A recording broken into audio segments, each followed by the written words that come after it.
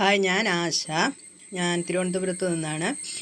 Beef കറി നല്ല നാടൻ രീതിയിൽ നല്ല ടേസ്റ്റി ആയിട്ട് എങ്ങനെ ബീഫ് കറി തയ്യാറാക്കാം എന്നുള്ള വീഡിയോ ആണ് ഞാൻ ചെയ്യുന്നത്. ആദ്യമായിട്ടാണ് ഞാൻ ഈ വീഡിയോ ചെയ്യുന്നത്. റെസിപ്പി ഇഷ്ടമായെങ്കിൽ നിങ്ങൾ ലൈക്ക് ചെയ്യുക, ഷെയർ ചെയ്യുക, സബ്സ്ക്രൈബ് ചെയ്യുക, ബെൽ ബട്ടൺ പ്രസ് ചെയ്ത് ആളെന്ന ഓപ്ഷൻ കൂടി എനേബിൾ ചെയ്ത് വയ്ക്കുക. നിങ്ങൾക്ക് തുടർന്നുള്ള വീഡിയോകളുടെയും നോട്ടിഫിക്കേഷൻ എത്തുന്നതാണ്. അതുപോലെ വീഡിയോ തുടർന്ന് കാണുക.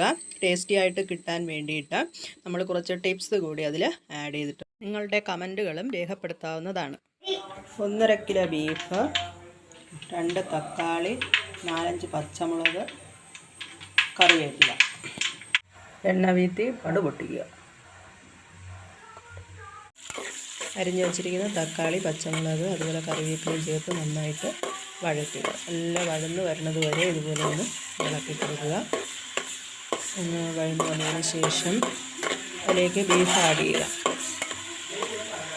ബീഫ് ആഡ് ചെയ്ത് അതിലേക്ക് ആവശ്യത്തിനുള്ള ഉപ്പിട്ട് കൊടുക്കുക. അതുപോലെ 1 ടേബിൾ സ്പൂൺ മഞ്ഞൾപ്പൊടിയും ചേർത്ത് ഇഞ്ചിയും വെളുത്തുള്ളിയും കൂടി ചതച്ച് അതിലേക്ക് യോജിപ്പിക്കുക. ഇവിടെ ഞാൻ ഒരു 3-4 ഇഞ്ചിയും 3 തുടം വെളുത്തുള്ളിയാണ് എടുത്തിരിക്കുന്നത്. ചതച്ച് യോജിപ്പിക്കുക. ചതച്ച് യോജിപ്പിക്കുമ്പോൾ അതിൻ്റെ ടേസ്റ്റ് വേറെയാണ്. നല്ല ടേസ്റ്റ് നമുക്ക് കിട്ടും. എന്നിട്ട് മിക്സ് ചെയ്ത് അടച്ച് വെച്ച് വേവിക്കുക. വേവുന്ന സമയത്ത് നമുക്ക് ഉള്ളി വൃത്തിയാക്കി കഷ്ണങ്ങളാക്കി എടുത്ത് കൊണ്ടുവരാം. ഇവിടെ ഇപ്പോൾ ഞാൻ 1/4 കിലോ ചെറിയ ഉള്ളിയും ഒരു 4 സവാളയുമാണ് എടുത്തിരിക്കുന്നത്. നന്നായിട്ട് വൃത്തിയാക്കി കഷ്ണങ്ങളാക്കി ഇതിലൂടെ യോജിപ്പിച്ച് വീണ്ടും എല്ലാം കൂടി ഒന്ന് മിക്സ് ചെയ്ത് അടച്ച് വെച്ച് വേവിക്കുക. അതിൽ വെള്ളം വീഴ്ത്തേണ്ടതില്ല. ബീഫിൽ നിന്ന് വെള്ളം ഊറി വരുന്നതാണ്. അതുകൊണ്ട് വെള്ളം കയറി വീഴ്ത്തേണ്ടതായിട്ട് ഇല്ല. അതിൽ നിന്ന് വേവുന്നതായിരിക്കും ടേസ്റ്റ് കൂടാനായിട്ടുള്ളൊരു നല്ലത്. അത് നല്ല ടേസ്റ്റിൽ വെന്ത് കിട്ടും.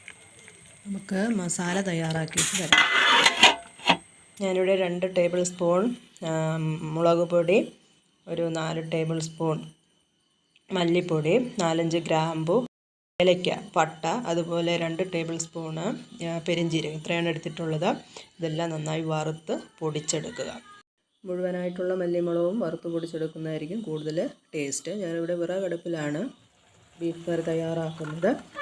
ഇതുപോലെ മസാലക്കൂട്ടുകളിട്ട് നന്നായിട്ട് ഇളക്കി യോജിപ്പിച്ച് വെള്ളം നിളക്കെ വീത്തി അടുപ്പിൽ നന്നായിട്ട് കുറുകുന്നത് വരെ വേവിക്കണം.